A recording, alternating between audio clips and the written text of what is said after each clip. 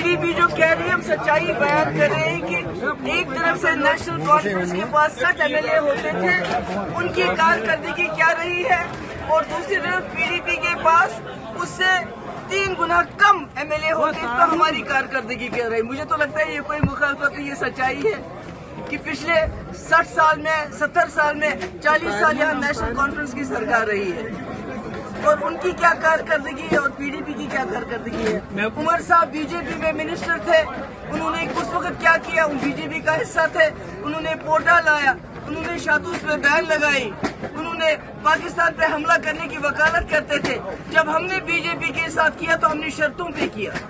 ہم نے 12,000 نوجوانوں کی ایف آئی آر واپس لی، ہم نے دلی سے بہت بڑا ڈیلیگیشن لایا جو حریت کے دروازے پہ گیا، ہم نے سیز فائر کروایا۔ میں نے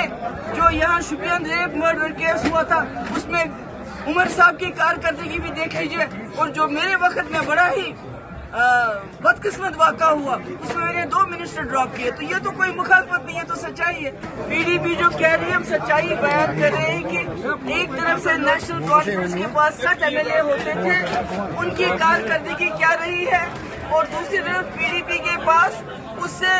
3 گنا کم ایم ایل اے ہوتے تو ہماری کارکردگی کیا رہی۔ مجھے تو لگتا ہے یہ کوئی مخالفت نہیں، یہ سچائی ہے